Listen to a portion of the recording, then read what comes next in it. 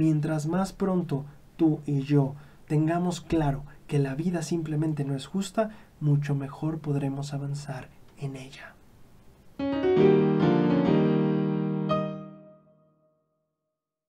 Estimada gente de YouTube, congratulado me hallo hoy por tenerte aquí conmigo un día más. Hoy vamos a hablar acerca de algunas perlas de conocimiento que nos ha dejado esta última conferencia general. Así que bienvenido a un episodio más de Tesoros en las Escrituras.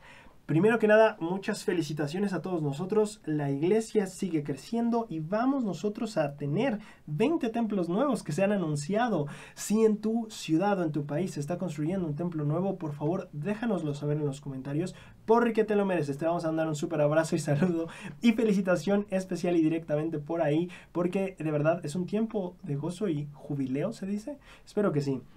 Muy bien, el video de hoy vamos a estar hablando acerca de la conferencia general. Hemos dejado, el video tiene que ser corto, así que hemos tenido que dejar varias cosas fuera porque vamos a ver, bueno, acaba la conferencia, tal vez algunos van a quererla ver. Ya estamos en la semana de Doctrina y Convenios del 30 al 36, que el video lo publicamos la semana pasada y hay varias cosas yendo, así que no queremos saturar mucho de tiempo. Sin embargo, sí queremos dejar aquí algunas cosas de las más importantes para mí, por lo menos que fueron, para compartir con ustedes. También mencionar que una de las razones por las que vamos a hacerlo compacto y corto es porque justamente esta nueva serie y este nuevo programa que vamos a estar teniendo a partir del miércoles justamente tiene que ver con analizar discursos de conferencia general y vamos a empezar nada más y nada menos que con los discursos del presidente Nelson de esta conferencia general y vamos a ir en fondo con más tiempo y calma cada discurso uno a la vez, así que va a estar buenísimo y no quiero ir quemando tanto, así que solo vamos a hablar un poquito de algunas cosas en este día. Por cierto, el mismo miércoles también vamos a estar hablando ya del sorteo de este libro para que estés pendiente. Y pues nada, creo que es todo lo que quería decirte, por eso hoy lo vamos a hacer más corto que de costumbre el programa de Tesoros en las Escrituras, pero igualmente poderoso. Bien, en la conferencia general varios tuvimos impresiones, varios tuvimos tal vez la respuesta a algunas cosas que nosotros estuvimos pensando, meditando en estos últimos días. Y a mí me gustaría empezar con el discurso de Jan Eric Newman. Él es el segundo consejero de la escuela dominical. Esto fue en la primera sesión, la del sábado por la mañana. Para aclarar un poquito, cuando hablamos de presidencia de escuela dominical, es importante entender que el llamamiento del presidente o la presidencia de escuela dominical tiene que ver con las personas que son o deben ser expertos o especialistas, dice el manual, en la enseñanza y el aprendizaje del evangelio. Entonces, cuando estamos hablando del consejero de la escuela dominical, que es Jan Eric Newman, estamos hablando de una persona cuyo llamamiento literal el Señor lo llamó para ser un especialista de enseñanza y aprendizaje del evangelio. Así que con este contexto vamos a ver dos cosas que nos enseñó que para mí son bastante interesantes.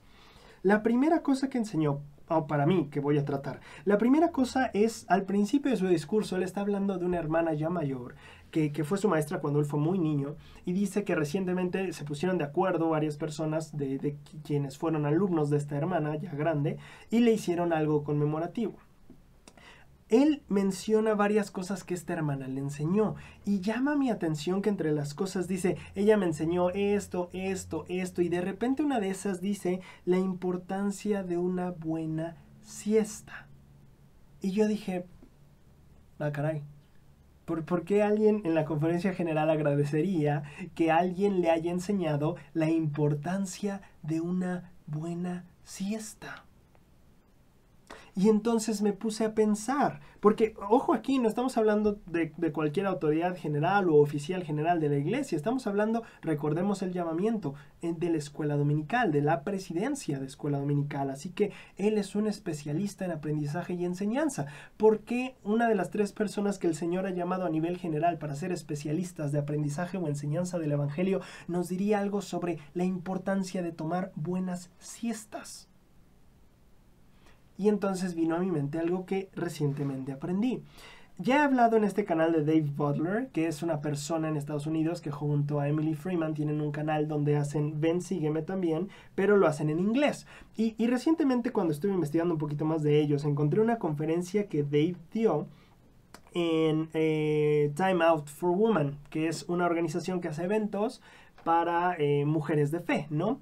Y en esta conferencia en 2019 él dijo algo interesante. Él empezó diciendo: parece ser que siempre las conversaciones son iguales, ¿no? Llegamos con alguien, decimos: ay, ¿cómo estás? Ah, bien, algo ocupado, haciendo tanto y esto. ¿Tú qué tal? Ah, también con esto y esto y esto, ocupado, ¿no? Y dice: no hay una persona que responda como: ¿cómo estás? Ah, bien, muy relajado. Tengo mucho tiempo libre estos últimos días y estoy muy feliz, ¿no? Regularmente contestamos: pues he andado ocupado, ¿no? Y entonces David dice: me pareció curioso al notar este patrón y entonces fui a las escrituras, dice él, e investigué, y al único ser al que se le describe como ocupado es a Satanás en el libro de Job. Y entonces él dice, la gente dice: no podemos no podemos bajar el ritmo, no podemos tranquilizarnos un poco porque Satanás no descansa. Y él: bueno, pues es que eso es justo lo que lo caracteriza como Satanás, el estar ocupado siempre. Y entonces él dijo: a ver, Satanás siempre está ocupado, siempre está viendo a ver qué hace y cómo lo hace y no sé qué. Jesucristo, por el otro lado, ¿qué hace? Jesucristo tomaba siestas. Así que por favor sean como Jesucristo, tomen una siesta.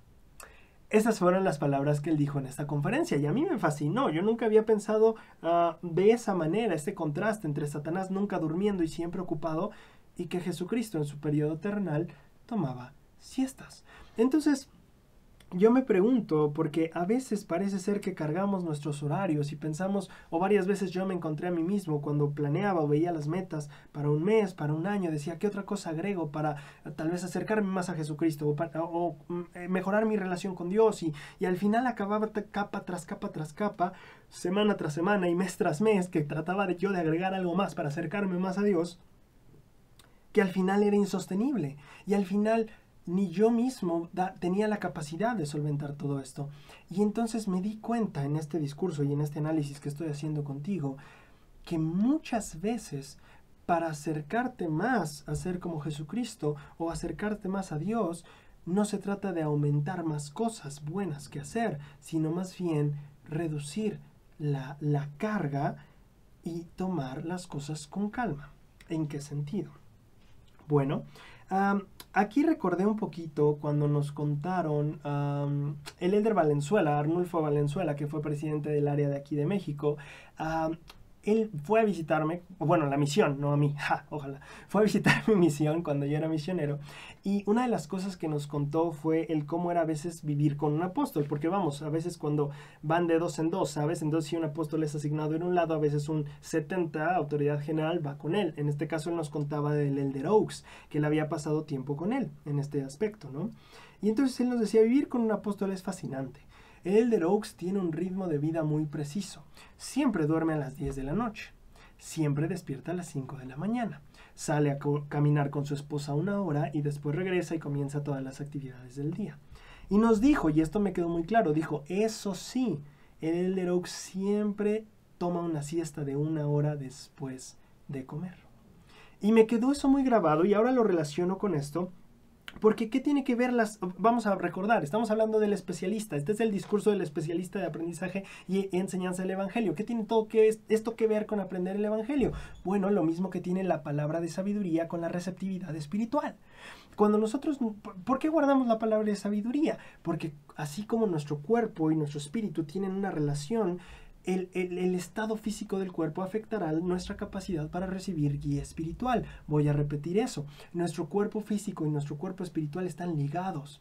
Si yo afecto mi cuerpo físico hacia abajo, mi cuerpo espiritual o mi ser espiritual también va a ir.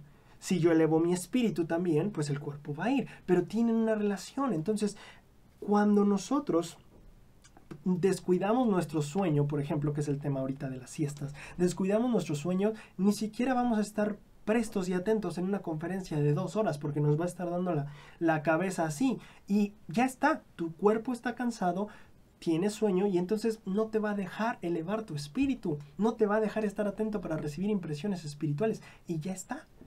Entonces, qué interesante es este punto, ¿no? A veces el acercarte o mejorar tu comunicación no tiene que ver con hacer más, sino con hacer menos para que tu cuerpo esté descansado y entonces esté en armonía apropiada para recibir la luz.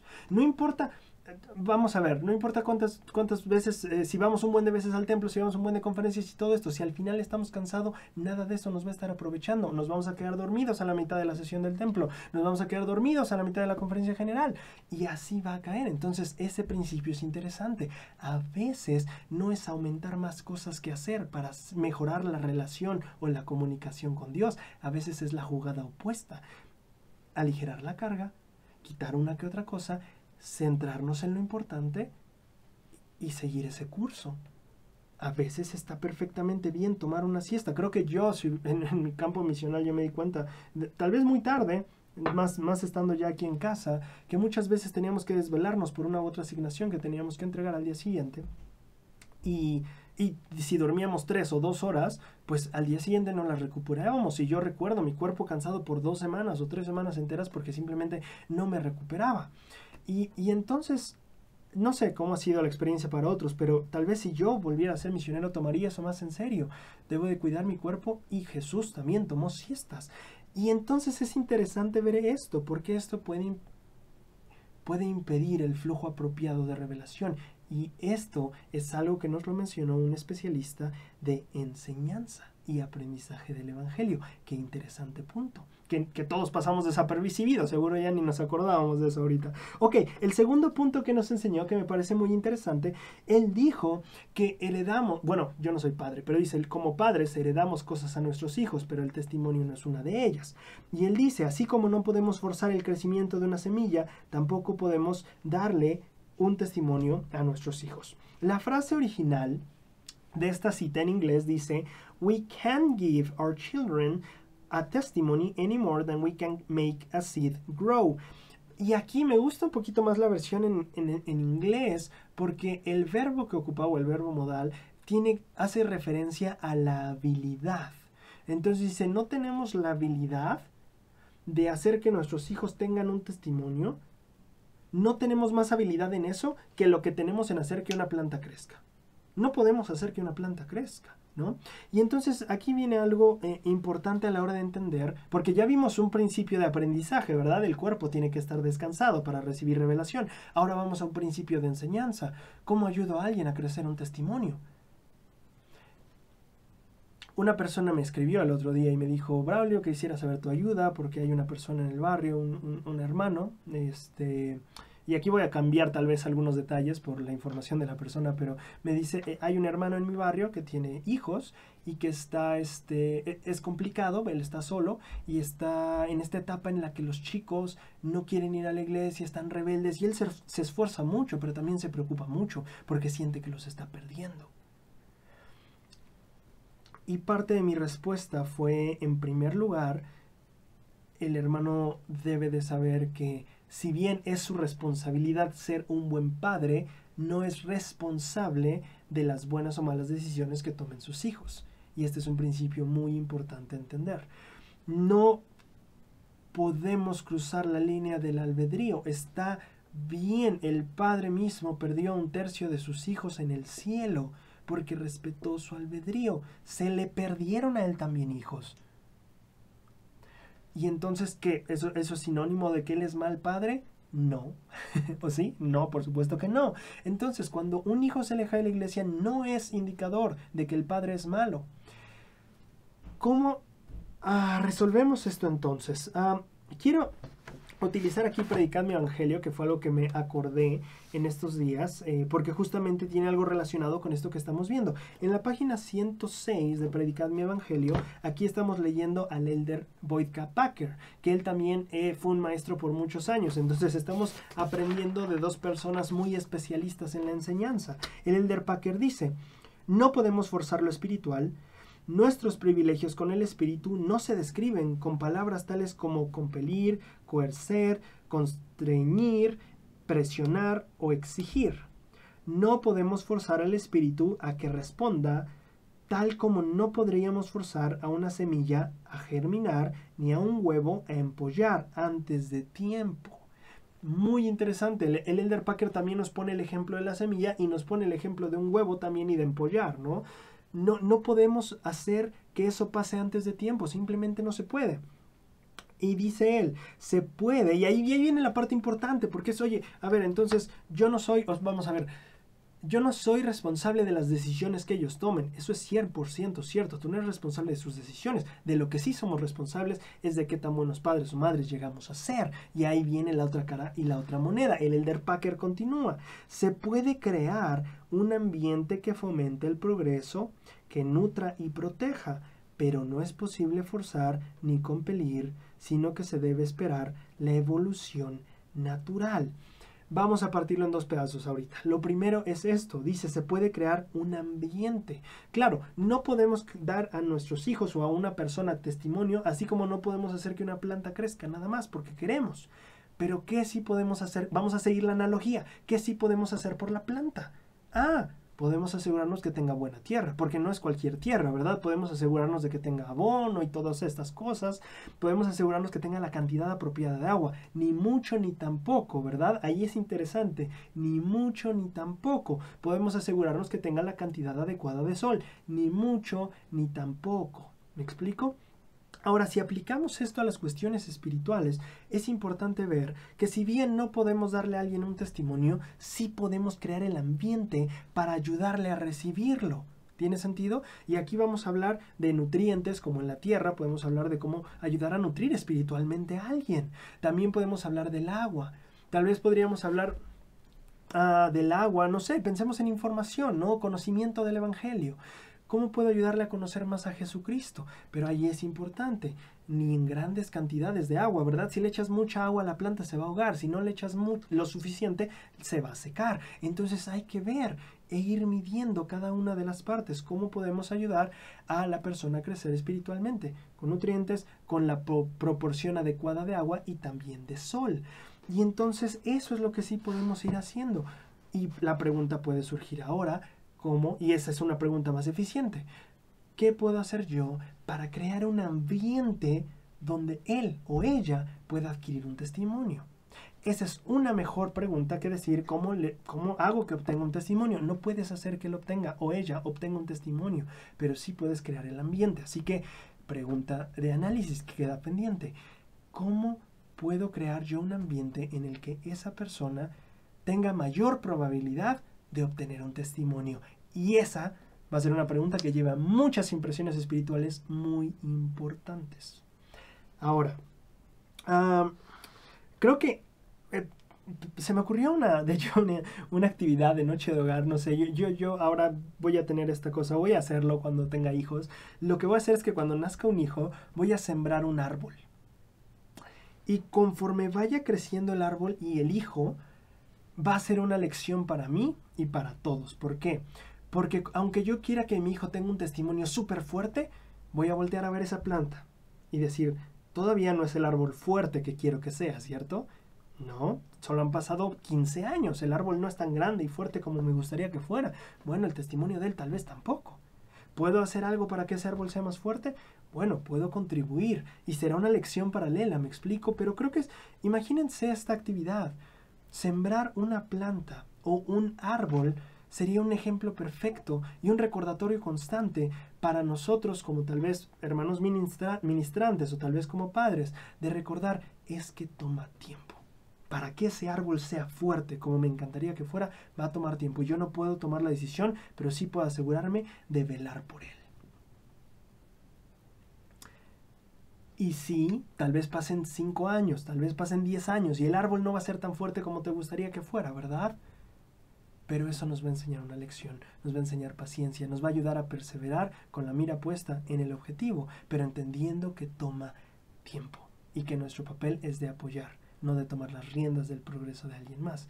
Yo voy a plantar un árbol cuando crezca un hijo mío, solo para cuando tenga 15 años y sea rebelde, voltear a ver al árbol y decir, todavía le falta tiempo, todavía, o sea, vamos, todavía no está terminado el árbol, y toma años para un árbol, así como tu testimonio y el mío toma años, no está terminado, pero es una excelente lección. Bien, Vamos a ir a otra parte, porque llega esta parte de este 70 llamado George T. Becerra, y él ya se me olvidó en qué sesión de la conferencia estuvo, pero él habló de este ejemplo en el que Pedro se encuentra a este paralítico en la entrada del templo, y entonces Pedro le dice, no tengo dinero, no te puedo dar, pero esto sí te doy, en el nombre de Jesucristo, levántate y anda.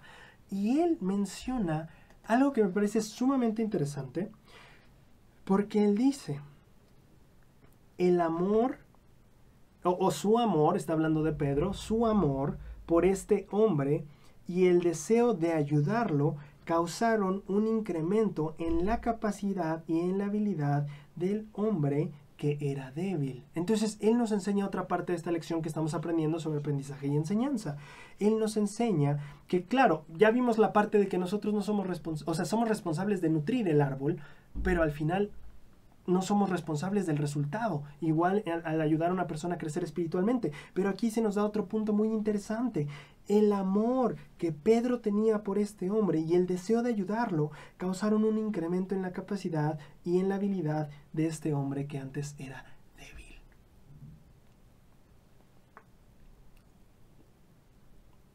El amor y el deseo de ayudar causaron este incremento en su habilidad y en su fuerza. Así que si lo juntamos a nuestra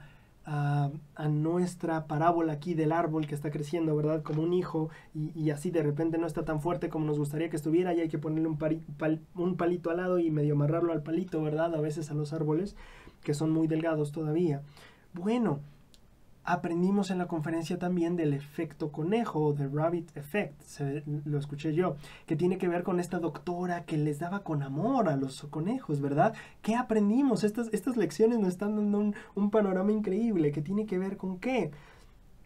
Con que sí es cierto, yo no puedo decidir que ese árbol crezca o que mi hijo tenga un testimonio, puedo dar el ambiente, pero también mi amor y mi deseo de su progreso le ayudarán a aumentar su capacidad. Así como los conejos que eran amados mejoraban. Y vamos, la medicina o lo que les daban era lo mismo. Tal vez puede ser que los dos recibieran noche de hogar, haz de cuenta. Que los dos recibieran lectura de las escrituras. Bueno, yo preguntaré, ¿la manera en la que lo hace el padre o lo hace el hermano ministrante tiene que ver con el amor que les tiene y el deseo de ayudarles? ¿O es solo porque tiene que cumplirlo? ¿O solo porque quiere que esa persona cambie? ¿O lo hace porque la ama? ¿Tiene sentido? Y entonces nos damos cuenta de este otro principio que se nos enseña. Esto todo tiene que ver con aprendizaje y enseñanza del Evangelio. Aparte del ambiente o de las cosas que se le pueden dar para facilitarle las herramientas para crecer un testimonio, también el amor y el deseo de progreso deben estar incluidos en este paquete de ayuda. Pero ya estamos viendo diferentes capas y nos está dando toda una lección completa de cómo ministrar a otros la conferencia general. Está buenísimo esto. Ahora, habíamos visto el ejemplo de que a veces podríamos exagerar en el agua, o a veces podríamos darle demasiada poquita agua a nuestra planta, ¿no? ¿Cómo resolvemos esto? ¿Cómo sabemos cuándo es demasiada presión en un hijo para que lea las escrituras o para que venga a la noche a hogar? ¿Cómo sabemos cuándo es demasiada presión o cuando solo hay que apretar un poquito más para que todo salga? Bueno, el Elder Becerra también nos dio la respuesta en su discurso. Él dijo, la administración debe llevarse por medio de la revelación. Vamos viendo otra capa del principio. Ya le estoy dando los recursos, ya le estoy dando amor y mi deseo. Bueno, también yo debo buscar revelación, porque a veces con buenas intenciones llegamos a dañar. Tenerle amor no es suficiente, hay que buscar revelación. Esto es interesantísimo. Darle los recursos y amarlo no es suficiente. Tenemos que buscar revelación para saber qué tanta agüita o qué tanto sol. ¿Tiene sentido?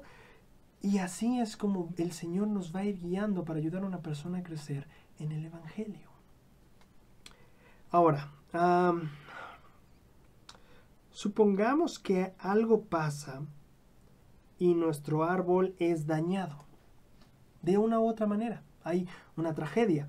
Y aquí venimos a esta parte de las dificultades y las adversidades y simplemente las desgracias que conlleva esta vida.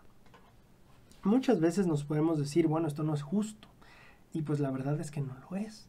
Y eso me encantó del discurso del elder Rendlund, que se volvió mi favorito. Él dijo sin más preámbulos, sin más darle vuelta.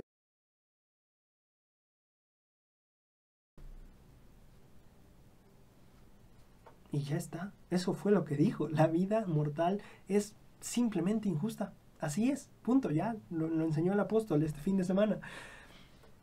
¿Qué creo que es importante de esto? Entender. Mira, vamos a ponerlo en un ejemplo. Mientras más rápido entiendas cómo funciona un coche, mucho más rápido puedes manejarlo. Bueno, mientras más rápido entiendas cómo es la vida, mucho más fácil puedes manejarla o ir a través de ella, ¿no? Navegarla.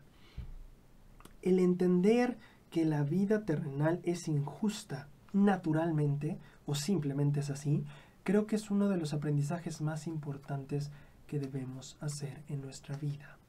Mientras más pronto tú y yo tengamos claro que la vida simplemente no es justa, mucho mejor podremos avanzar en ella. Pensemos en esto. No solo pensamos en un progreso de la mortalidad, también cuando hablo de la vida siendo injusta me refiero a entenderlo para poder acercarnos mejor a Dios. Entender que la vida no es justa te va a permitir acercarte más pronto a Dios y cumplir su voluntad.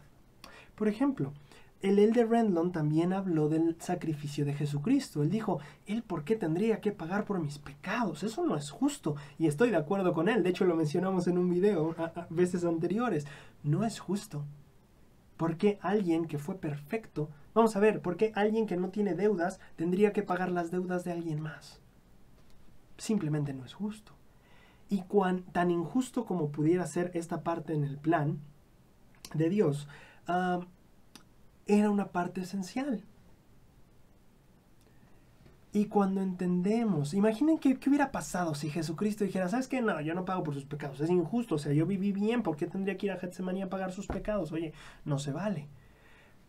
Pero tal vez nunca estuvo tan cerca de Dios, escuche bien esto, tal vez nunca estuvo tan cerca de Dios como cuando aceptó esa injusticia y decidió seguir adelante. Tal vez él nunca se sintió tan cerca o tan unido con Dios que cuando aceptó esa injusticia. Y dijo, está bien, hagámoslo. Tal vez basado en los mismos principios de amor y deseo de progreso que ya hemos hablado. Pero me encanta este principio. Cuando Jesucristo no puso réplica a la injusticia, siento que es probablemente el lugar en el que más se asemejó al Padre y más se unió con Él. Eso puede ser verdad también en nuestras vidas. Ahora, quiero que pensemos en algo que dijo el presidente Henry B. Eyring, y ya con esto estoy a punto de terminar, porque el presidente Henry B. Eyring mencionó las pruebas difíciles a veces brindan unas oportunidades de progreso que otras circunstancias no brindarían. Básicamente está diciendo, bueno, las épocas difíciles podrían darnos oportunidades de crecimiento que otras épocas no podrían. Yo quiero hablar de algo que dijo el presidente Kimball, porque él lo dijo tal vez un poco más claro que el presidente, o bueno, entró un poquito más a detalle en una situación específica que ahorita el presidente Eyring, porque pues no era el punto de su mensaje. El presidente Kimball, en un discurso llamado Matrimonio y Divorcio, que es un discurso increíble que deben revisar algún día. La versión completa no está en español, lamentablemente, tal vez después la traduzcamos. Pero en este discurso del presidente Kimball, llamado Matrimonio y Divorcio, el presidente Kimball aclara que durante la época de la Gran Depresión Económica de Estados Unidos, por ahí de los 1930, dice él que interesantemente los índices de divorcio se fueron para abajo. Se cayeron al suelo. Nadie se estaba divorciando en la crisis económica. El presidente Kimball explica: las dificultades y adversidades crean lazos que la prosperidad no puede crear. Voy a repetir la idea.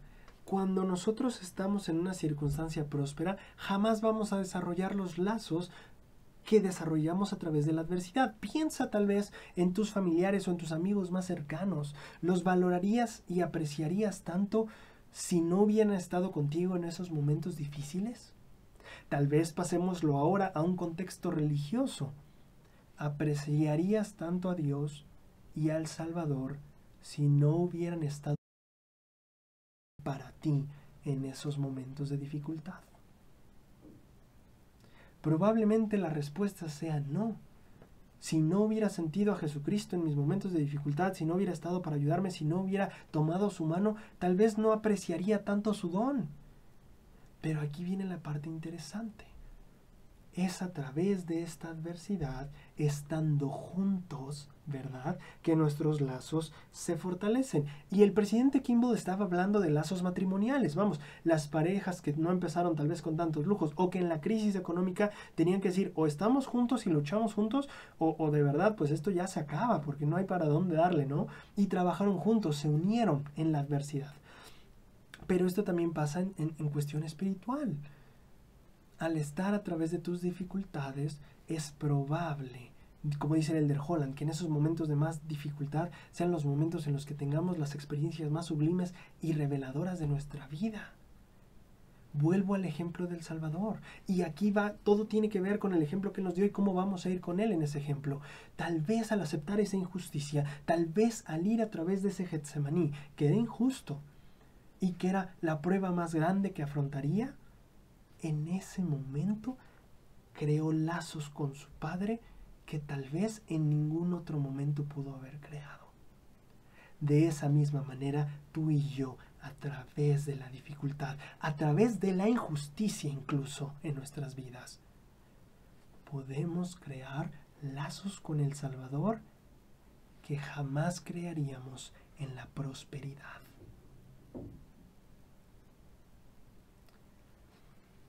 Cuando pensamos en dificultades, esto nos puede ayudar a verlas en otra perspectiva.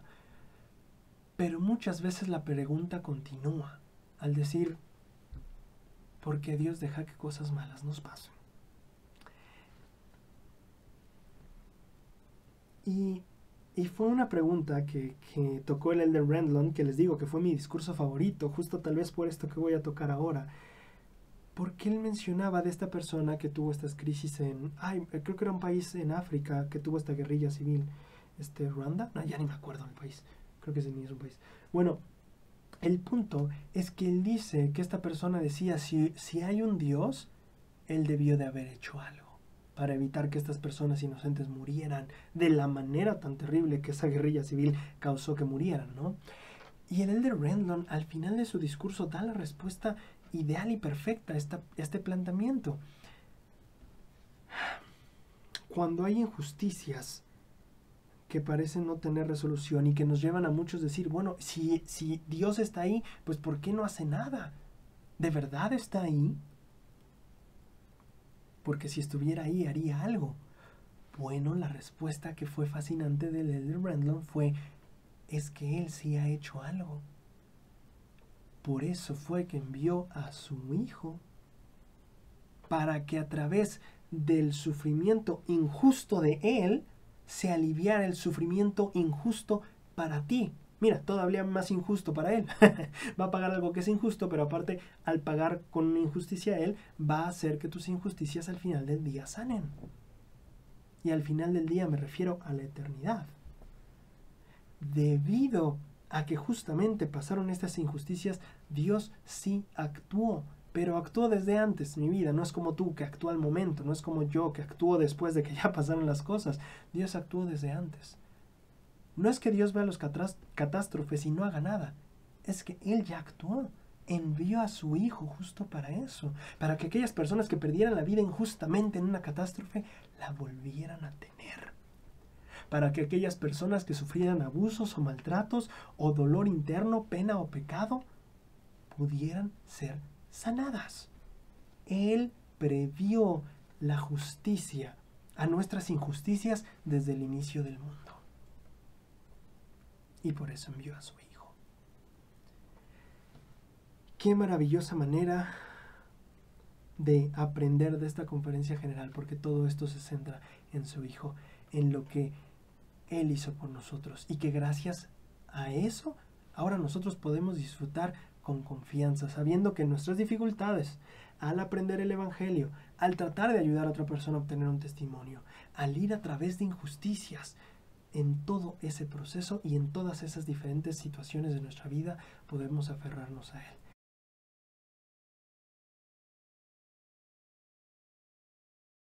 Este análisis de la conferencia general y nos vemos el miércoles para empezar los análisis más profundos de discurso por discurso. Muchísimas gracias y nos vemos en la siguiente semana.